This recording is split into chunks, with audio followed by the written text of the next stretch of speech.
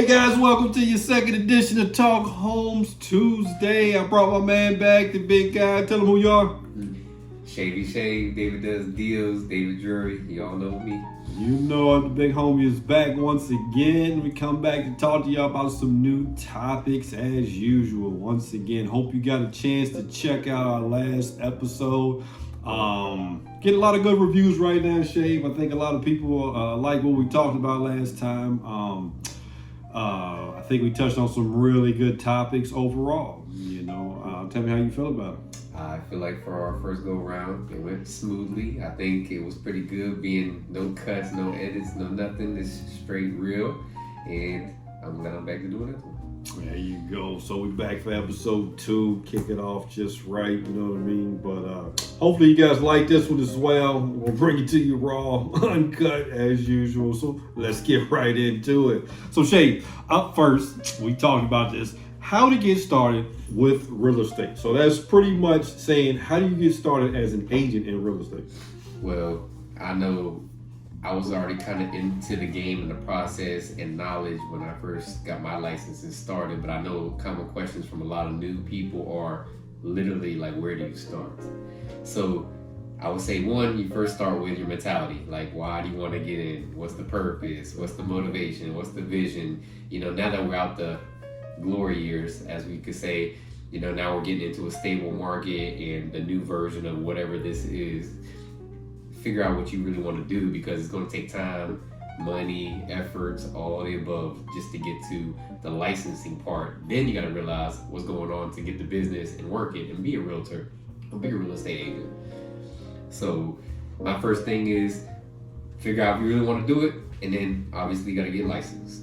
So to get licensed, you have to go to schooling or some sort of education that gets you the certification that puts you into the next bracket, puts you into the AP courses, and then allows you to go take all these big tests that are going to be brain killers to get you actually licensed to be legally able to support and be somebody's client and work with them to sell and buy real estate. So hold up, Shayla. We don't want to make these people scared, okay? When you say a brain killer, don't be scared. Don't be afraid. He's just trying to make you aware of what you have to go through to just get the knowledge. You know what I'm saying? Now, a lot of times when you go to these schools and stuff like that, they're there to give you the knowledge of basics. But once you get immersed into real estate is really when you start to learn your curves, what works for you, what works best for you.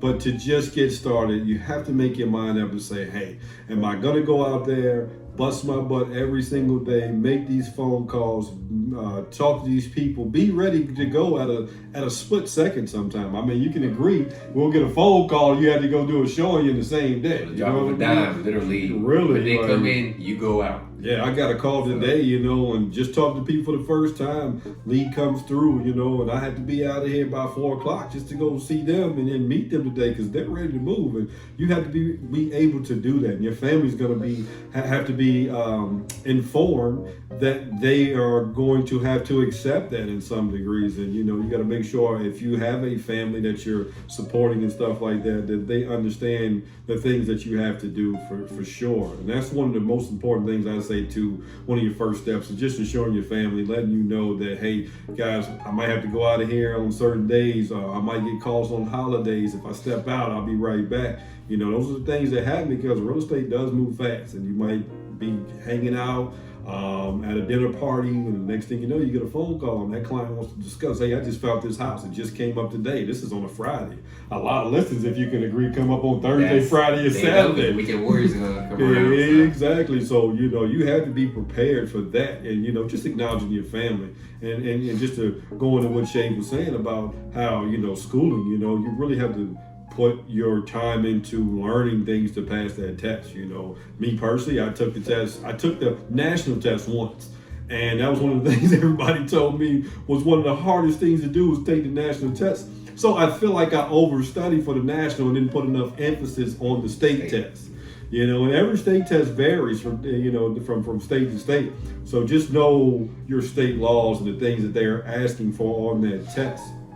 And even if you're a realtor already in the state, let's just say Wisconsin, and you're trying to come to South Carolina, we might have a few things that's different. I know Pennsylvania has radon tests. you know, and things That's of that not nature. So common. you have to got to get the ground tested and things, and you have to know that as a realtor. So these are the things that you're going to learn within the schooling before you take the test. You know what I mean? But make sure you study both parts. Like I said, once again, the national test, I took that once, passed it, aced it. You know, my state test, I took it 3 times. And on the 3rd time, I finally got it in. But I stayed the course, you know. I stayed the course. That's one of the main things you have to do is stay the course in the beginning, because it's like going through a gauntlet. Once you get through that gauntlet on the other side, it's just open air and you feel free. But, you know, just know it's a little hard work putting in when you're first trying to get into getting your family the proper information, getting yourself the proper information. Make sure you interview a few brokers, maybe at least 3. That's our rule of thumb, is do about 3. Try to interview 3 different people and see that thing. And in the meantime, talk to that broker. If you're building a relationship and they're the people that you want to go to, really talk to that broker. I mean, I don't know, I can't speak for Shave on this, but I did go to Michael Cole, who was our broker, you know, at Realty One Group Dockside, and then I was talking to him prior to me taking the test, you know, and just, you know, picking his brains on certain different things. And then, you know, I was referred to by a couple that lives on the same street from me, actually my next door neighbor, and they've been with his company for over 15 years. So, you know, really pick brains of people and try to start making your connections within the real estate world early, you know, and try to find people that you can talk to just to see what they went through, and to find out little things, the little shortcomings that come up in the beginning. But once you get past the testing and you're able to get into the brokerage of your choice, Shave, what would be their next move? So I'm gonna reverse a little bit, Okay. and don't feel bad about 3rd time was a charm for myself on the test too. So we're in the same boat. And then, yeah, just like Marcus was saying, like, if you're going through all these testings and these classes and courses and putting these hours in just to get your license, it's like, try to keep your motivation by doing what he just said. Is you can still go to these brokerages, have these conversations, sit into some of these classes, you know, like learn kind of what's going to happen to you as soon as you get licensed. That way you kind of keep that motivation, that mindset positive, instead of beating you down if you didn't pass your little quiz, or if you didn't pass your AP course, or if you didn't pass your license out the gate. Like, do these things and think about like these brokerages that if they don't let you do these things, that might not be the right choice either. You want somebody who's open arms, ready to bring you in, treat you like a family, kind of let the wings glide and bring you up to make you a better you and best version of the realtor of you. But to touch on that, I love that he said, you know, make your family aware.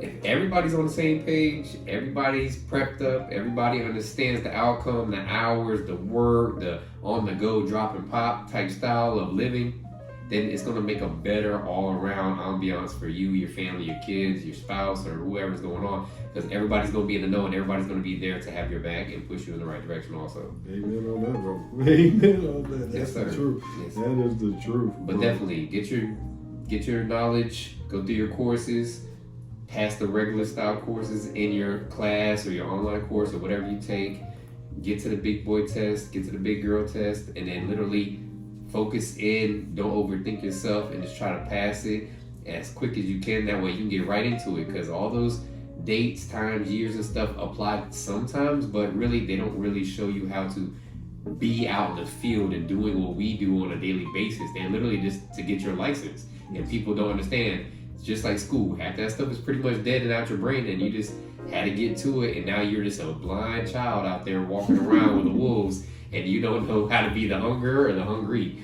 So just make sure this is the right thing to do and feel good about it, and get happy and get motivated and own it, and then get to making everybody else happy by getting them a house or selling them a house. And understand this, guys, it's really a hustle. You know, we have to hustle every day. We have to make phone calls. You know, we have to do a lot of different things that are put into place, you know what I mean, to make sure we're meeting the criteria of the client.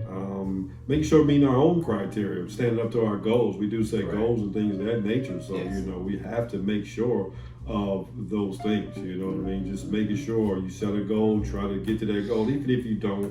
it's not a problem, you know. But if you set goals, it kind of gives you a standard to where you want to be. Or setting larger goals, so that way if you fall short, at least you knock them all out, the regular ones on your regular list that you wanted to do. Definitely. Goals are very important. Write them down, put them somewhere where you see it every day, post-it notes on the toilet, refrigerator, whatever, and just keep inspiring you to keep going, because the couple days that you fall short of that, it literally is going to throw you off your course, and then you're going to have to play catch up for the rest of the time, and you just never feel on top of it like you did if you just stay consistent with it throughout.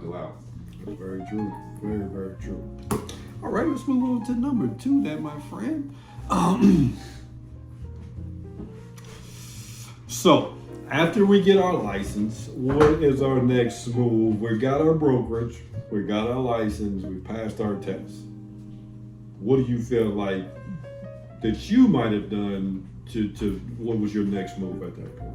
So as soon as I got my license or was going through the process of passing the state and national, I was already shopping myself at the brokerages. So like he said, at least 3 options, you know, don't overkill it, 5, 6, 7, then they all start to run together, you know, you all start getting the same numbers, the same splits, the same spiels, you know, whatever they're gonna have. Mm-hmm. Pick the right house to put your body in. Like, feel it out. If they, you know, kind of reflect with you, if they see your own similar visions, your similar goals, they're in your guidelines, they have your morals, pick the right brokerage, because you can always jump ship and go somewhere else, or, you know, change your license to another place, but just start where you kind of want to start. You might not be where you end up, but just go somewhere where they're going to kind of push you in the right direction. You know, have the good trainings, have the good features, have the good websites, all the stuff that, you know, you don't normally do or use in your life, and then make sure they teach you how to use it. First and foremost. Next, you're literally finding business now. The biggest thing and the biggest challenge I think a lot of people have is literally, what do I do? Everybody thinks, you know, glam and glitz, and people have little YouTube channels, and then everybody else gets on there and they just try to shop social media and stuff.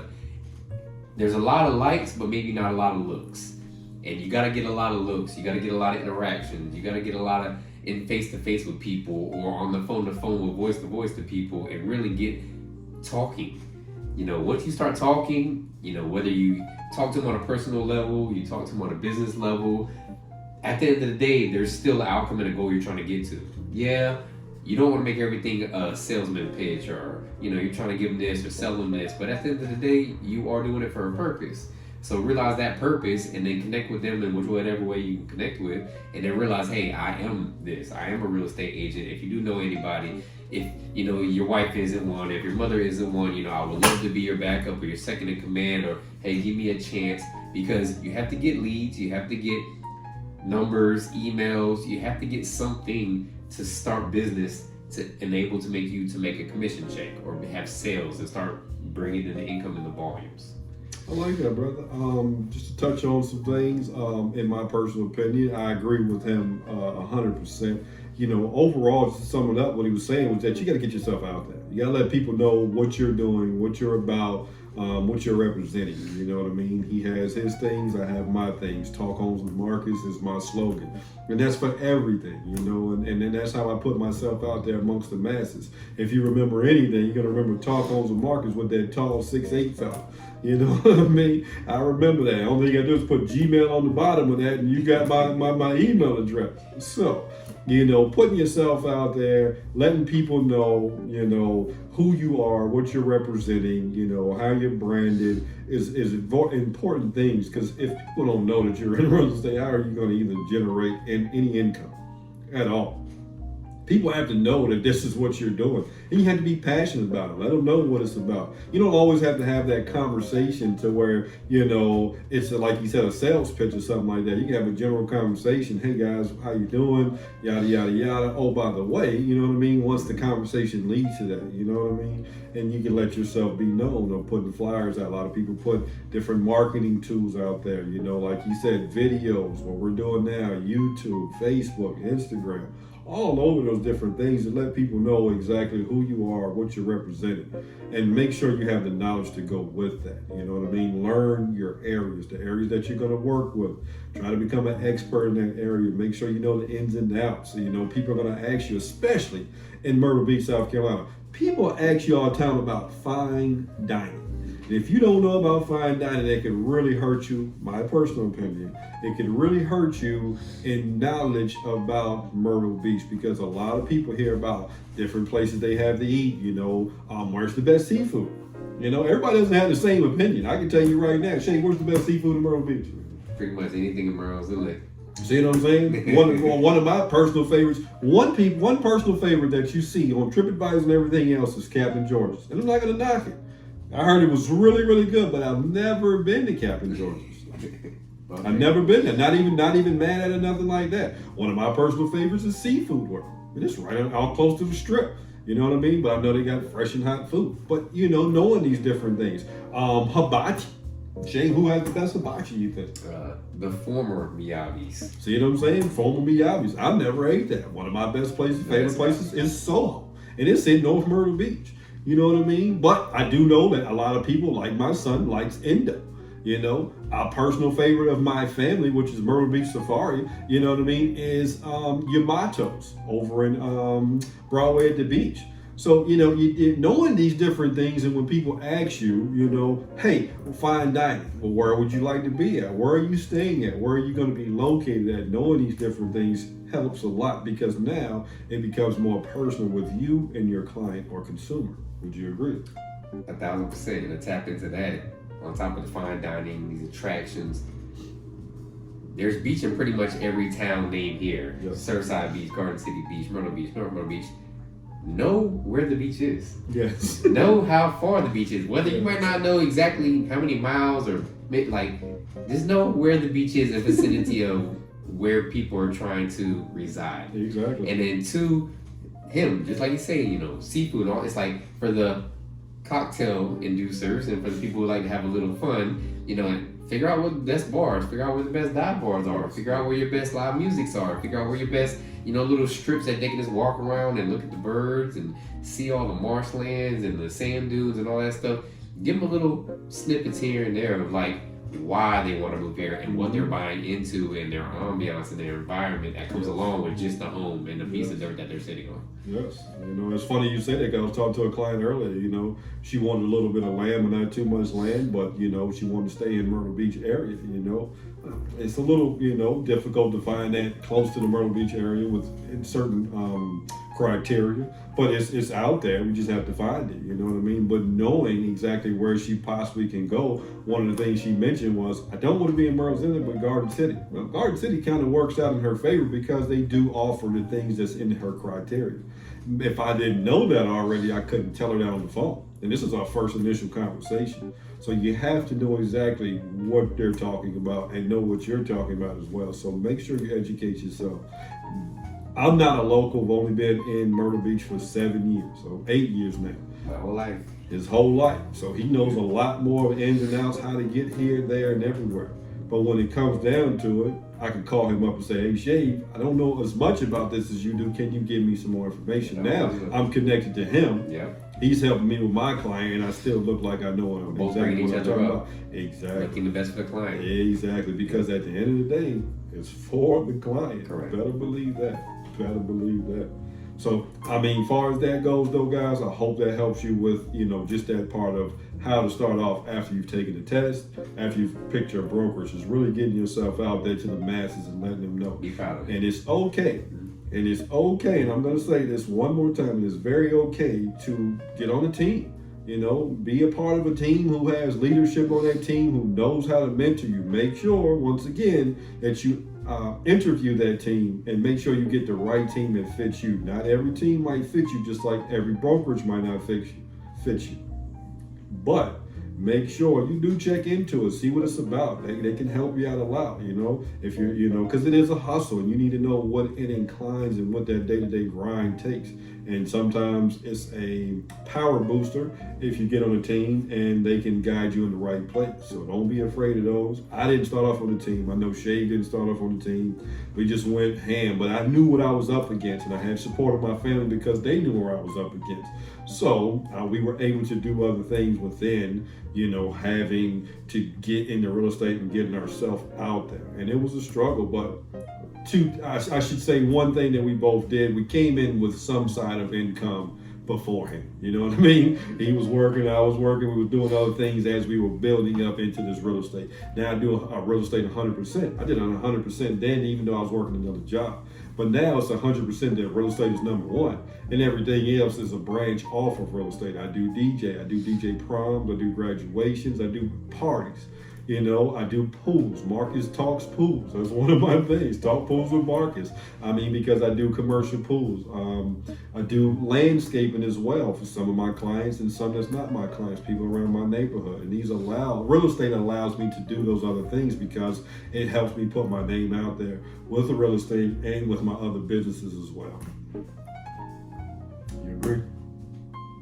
I'm with it. Too many hats, not enough talks. It's not too many hats because, like I said, number one, Shay, real estate's number one. That's my passion, that's my love, and that's what gets me excited every day. I wouldn't be able to do all those other things if real estate wasn't in this place. Agreed. And it all wraps in one person. Exactly, because one thing about it is always marketing. Talk homes with Marcus, talk pools with Marcus, talk landscape, talk DJing with Marcus. I don't care, as long as you come back and know, talk homes with Marcus at the end of the day, or you let your people know, friends and family and relatives that might want to move down here. Oh, and the big thing is a lot of people retire here. So getting yourself out there to your older people, your grandparents, your aunts and uncles, letting them know, hey, I'm in real estate right now. If you know somebody who's retiring, definitely throw them my way. Hook it up, you know what I mean? Put yourself out there. I'm gonna leave it at that before we get too long-winded on just the starts, because I know we can go all day about that. You agree? Until next week. You got it. So let's switch the topic a little bit, get off of just getting into real estate and agency for the moment. Let's get back into the consumer and the client. So Shay, my next question is,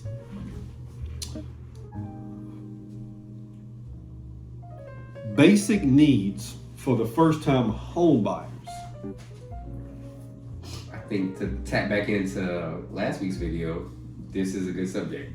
I'm starting to see a lot of people come through my funnel and my pipeline that are literally first home buying, whether they're 20s or their 50s and 60s, just because, they was never taught or thought that they had to buy a house, and they would just always had a family, house that they stayed in and didn't have to pay rent. And now the market is changing, and now people are forced, and they see what the bigger picture is of having equity in their own place to call themselves.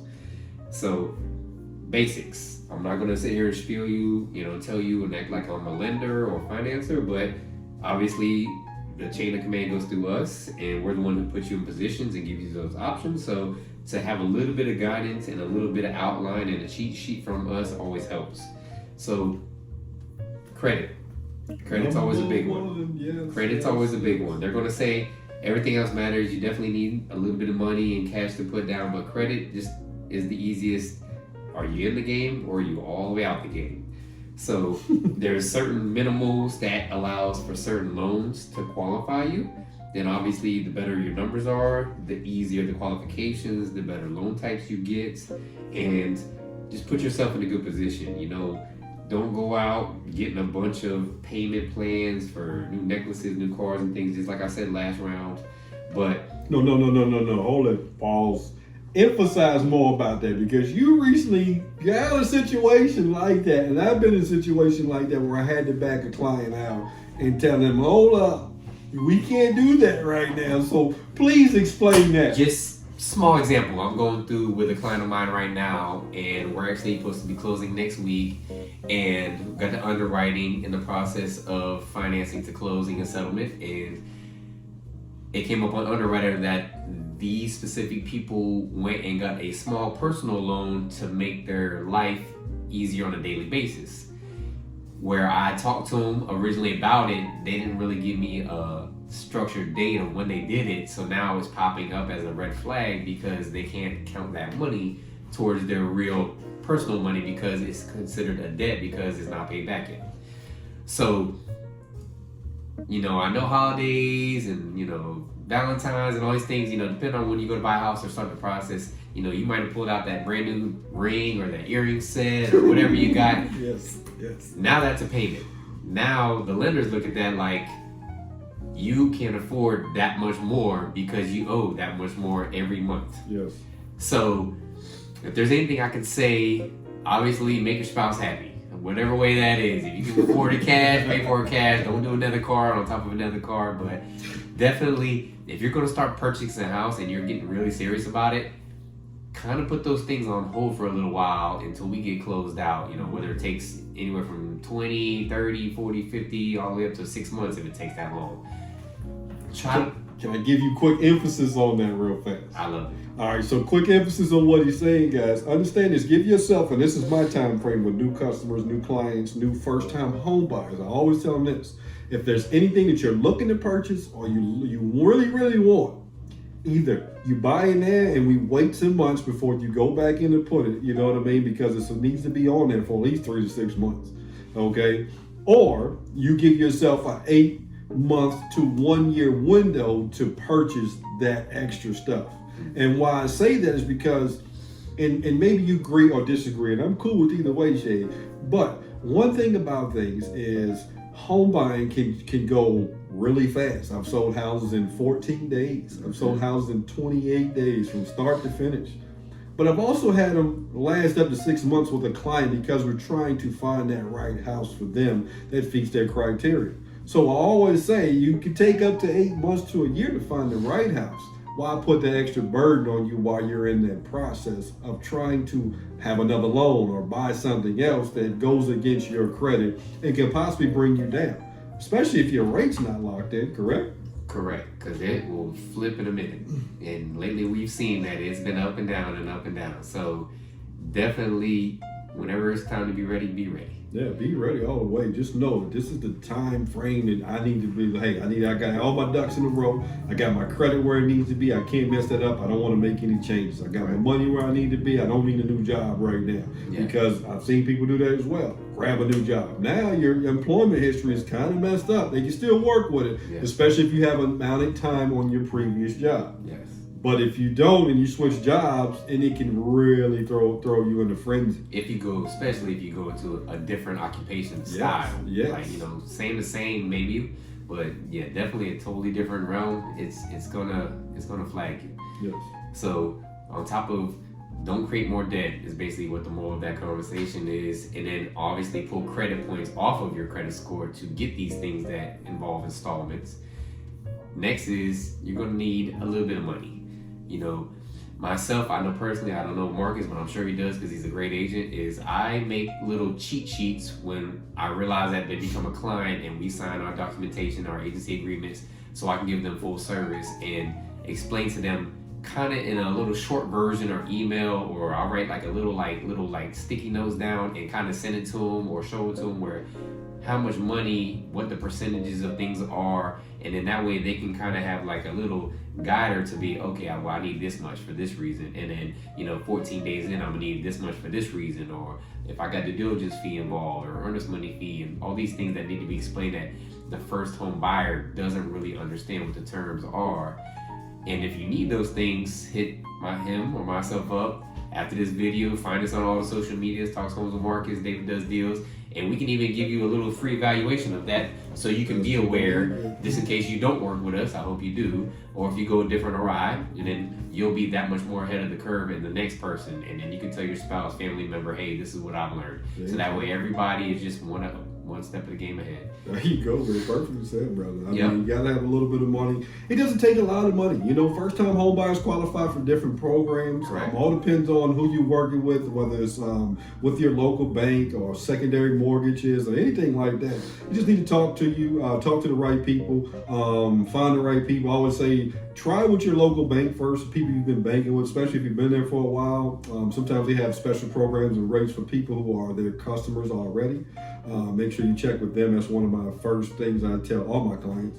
The next thing, check with maybe a credit union or something that might be locally. And then after that, I start reaching out to the people that I'm in cahoots with, or local people that I have, like Guild Mortgage, who's another one, Movement Mortgage, Revolution, US, the whole list goes on of our tight-knit family. Exactly. And I work with Anderson Brothers. They are a local bank for South Carolina. Know the guy, Craig Thompson, a really good guy. Work with him a lot. So there's a lot of people out there. We have a lot of people out there that we really can work with you. But I always have people check first just so they know and they can compare. Because if you compare what your bank says, who you trust, you've had your money with them for a while, you trust them. Okay? So now you check with them first, then we can compare with what we got, and then we can see what the right balance is for your pockets overall. You know what I mean? That's really what it boils down to. But so you don't need a lot of money as a first-time home buyer a lot of times, especially if your credit's right. You might need just a little bit of money. And understand this too, and this goes for all home buyers. If you are allowed to save up enough money, which might be over the amount of money they're talking about for a down payment, then you can talk to your mortgage people about buying back points. And we'll make a special video on that one day. We'll definitely dive into that more. But just to let you know, it's a thing back called buying back points, where you can buy back some of the interest that's on your loan up front. You know what I mean? And some people do allow that. You just have to talk to the right people about that. Correct. So after that, a little bit of money, not messing up your credit. Your debt history is a big important thing. Same thing we talked about. Don't have a lot of stuff going out and not a lot coming in, because then the lenders or whoever gets your finances from is going to think you're upside down. So they're going to say that you can't afford the new payment that's about to come, or you don't have enough reserves or funds in the bank to float you for after when you close. And then they're going to look at you like, we're not going to give you this big lump sum because we don't think you're going to be able to afford it, whether that's the realistic case or not. So they're going to look at paperwork, and they're going to see history, and they're going to go by people's words and emails and all these crazy letters that might stress you out a little bit. But again, that's why we're here to player coach you through it and make sure you understand why these things and why they come 2, 3, 4 times when you signed off on the first time. And that's just what they do. That's the process of buying a home, especially with financing. So don't be wary. Don't be scared of that. Yep. And then next is definitely finding the home. You find a home, hire people like ourselves, and then we get you to it. And then hopefully we can negotiate some of those costs and those upfront costs down, because that's what we do on a daily basis. And then we'll get some of those seller concessions back and some of those settlement costs back, and try to get some of that earnest money down and throw out a little zero on the due diligence. Hold on. I got something for y'all. We are like the Equalizer. If you haven't seen that movie, we are like the Equalizer. If you get a realtor that's really going on everything, we are like the Equalizer. We're trying to get to the point where we know that it's going to work for you, the client, and the consumers. I'm telling you, that's what we work hard for. We do our due diligence for that reason. Mm-hmm. So I feel like we're the Terminators on the real estate. And understand this, real estate is not like it used to be, guys. It's not. Us realtors different than how real estate used to be. Realtors, I feel like, used to get a bad rap. We're very nice. We have families. We have kids. We have to have places to live. We do the same things that you guys do. So in our heart, we're trying to do the same things that people want. For you. Exactly. Period. We're here to make you better and make you happier and make it easy. I mean, wouldn't you agree, Shay, that you don't make money unless the person is happy? Yeah. I mean, what most people understand is they think we're just all flashy because most people have good cars, me not being one of them, and they just think that they make these big checks. They don't understand that you have to make sure what you and I are doing through the whole process works out to even get paid. Yeah. So it's like, I don't care if I'm getting paid as long as you get into the house. Yes. You get your keys. You get what you're putting this money up for, and what you worked your whole time to get, and what you went through this, process of doing that. You were so worried about it, and you were so antsy and nervous, and now I just made it, and Marcus just made it smooth for yourself. That's what matters. Yes. You got to get the deal done to even get anything that amounts to like happiness on my end, and to feeling successful and accomplished, like I did something right. Yeah, because buying that home is your life change. You know, and one thing I like, my new motto is everybody deserves a home. I'm telling you right now, everybody, especially with the way that this rate is going. oh my God, Yeah. it's ridiculous. Yeah. Like, for what you can pay in rent, you can pay ownership in. Yeah. Now, ownership, and I love my wife for this. Shout out to Tina Conwars. I love my wife for this because we was having a discussion about this. And she was saying a lot of people don't understand how you're investing by buying a home versus renting. Okay? And a lot of times, just the first time home buyer, you know what I mean? That's looking to outweigh, because I don't want to rent anymore and I need to show ownership, especially when we get to certain ages and stuff like that. So one of the biggest things is people don't understand you're investing in you. That you know, you get equity. If you ever know what equity is just you. If you buy a house for $200,000, you sell it for a couple of years for $250,000, that $50,000 is your equity in your home. It's almost like a savings account. Almost like playing the money market or whatever you want to call it. You know what I mean? But that's you investing in you. You bought something that you live in, that you own, and it does not but increase in value. And then I think for me it's more so like a pride thing. Yeah. Like you put that much money into it, you put that much more effort into it, you walk in every day, call it your own. It's like you take more love into it, you take more care and consideration into it. Of just going to sleep in your own house at nighttime is just such a like a great feeling. Yes. I remember when I first bought mine, and I bought several investment properties before I even built my own first personal house because I was still paying rent because it was so expensive at the time. And then when everything turned, I'm like, okay, let me go get my own. But it just makes you feel good at like, man, I never wanted to buy a house in my entire life, and then now like I own one all of a sudden. Now it's mine. Like I appreciate it greatly, and I appreciate myself for making the move. Yeah, I mean, I know that feeling. I moved to South Carolina, bought my first house, me and my wife together, you know what I mean? Now, the crazy part is, that house flooded 2 years later. 2 years later, I had 4.5 feet of water in that same house. But you know one thing about it? Like he said, pride. Pride wouldn't let me fold. So what do? We put the house back together and we did it our way. So now it had our final touches on everything. We bought the house from somebody else. It was their touches on it.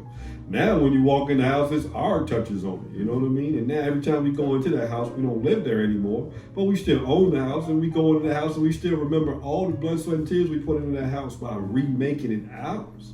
I can remember me and my wife painting ceilings, painting walls, you know, tiling stuff, getting measurements and stuff like that. We put a lot of things into that, but it's still our house. We still loved it all the same, you know what I mean? It was that pride that you speak upon that just, you know, I'm not going to fold. Good or bad, he made a lot of memories. Yes, that was great memories with my like, kids. A lot of memories. Everything, you know. So definitely a huge thing. You know, it was first time home ownership. Now I own 2 houses, and you know I can't be mad at that. Looking to do investments later, but this is owning your first house gets you to that point where you're able to do other things. I feel like, you know, I was able to invest in myself even more, you know, invest into me and my family and my wife and my kids even more based off purchasing the house the first time. So you first time home buyers, don't be scared. Just get with somebody with knowledge that can guide you through every step and can get you the correct information, put you with a team of people from mortgages to your closing attorney, to your home inspector, to your landscaper, to your next door bartender, to your everything. I mean, literally. Back to fine dining. The list goes on. Hungry. I am. It's lunchtime. I ain't even gonna lie to you. I almost started to tell you to bring me something to eat on the way over there. You right. I like food. But I eat at some great places, and I like to tell people all about them. So that's one of the things. I'm 6'8". I'm 230 pounds. I gotta eat all the time. You know what I mean? I gotta eat. I'm a big guy. I love basketball. I do coach. So yes, I'm a big guy. I have to eat. I'm a little regular guy. He's a big guy. Don't let him fool you, man. He's one of the biggest guys in the state of South Carolina. Don't let him fool you, man. This cat is well known by everybody, and it's because he put himself out there way before real estate. So just imagine what he does in real estate now that everybody knows this guy. He's been living here. I'm not mad at him. Exactly. We tackle the same, for sure. But, I mean, we had other questions, guys, but we done went over the time limit. We're trying to keep this thing around 30 minutes. Shay, we done went to almost 40 minutes, brother. But that's when you know things is rolling and we having fun doing this. Are you having fun? I'm having a great time. I'm glad you came back for week number 2. I appreciate definitely hope getting you come back for honestly. week number 3, brother. This is let's keep it going, man. We Let's keep it going, bro. And if you kick us back, Yeah, if y'all want some knowledge or y'all give us some questions, and we'll start talking back to you. Throw the comments, man. You know, hit that like, subscribe button. You know what I'm saying? Throw us some comments. Any questions that we can try to answer. If we can't answer, just like in real estate, if I can't answer it, best believe I'm going to go find the answer somewhere. You can look at all my comments on all my real estate. That's one thing most of my clients say is that, hey, if you don't know the answer, you're going to go find it. So, hey, send those questions away. If you got direct questions for me, Marcus, or Shay, you know what I mean? Just let us know. Let us know. Put them in the comments. We're going to check them out, guys. But, hey, we're having a lot of fun doing this. I have to say, we work for one of the best brokerages, man. I tell you, man, Realty One Group, Dockside, I can't complain. I'm so happy, you know. It definitely feels not like work when we're there with them. It just feels like a big fun family. And our offices are even crazier and fun with basketball hoops and Crazy stuff. golf We go courses and stuff. We have a good time. Like hand table stuff. Limitless. Come into our Conway office. Come check out Conway office. You will get a milkshake. It's ridiculous. It's ridiculous. I'm gonna have to put up that video. I'm gonna have to definitely put up that video, man. It's ridiculous. I'm telling you. Check out any one of our offices. You're gonna meet some of the nicest people you ever want to meet, especially in real estate. I'm telling you, man, it don't cost the #1 brokers for nothing. It's the cool culture, baby. The cool culture. And that's what we all about. The Realty One Group family. I understand that it's not just the brokers. We are family. I can reach out to any one of my people at any given time, and they're gonna give me some kind of knowledge, gonna let me know what I need to know. We all work together for one common cause, and that one common cause is you, the client. Ooh. Better believe that. It's smooth. That's why we do this, right? Yeah. Better believe it. But signing off, here it is, your boy Talk Homes with Marcus. My name is Marcus Watterson, professional realtor in South Carolina. I got my man with me. Dave does deals. I go by Shavy, 843-798-0734. 843-331-4185. You want to hit me on the jack, talkhomeswithmarcus@gmail.com, www.talkhomeswithmarcus.com on everything except for Instagram, Myrtle Beach Properties. Anything else, Jay? Feeling good. See y'all next week. See y'all next week from the 2 biggest realtors in South Carolina. And we signing off, guys. Y'all have a good one, man. Peace.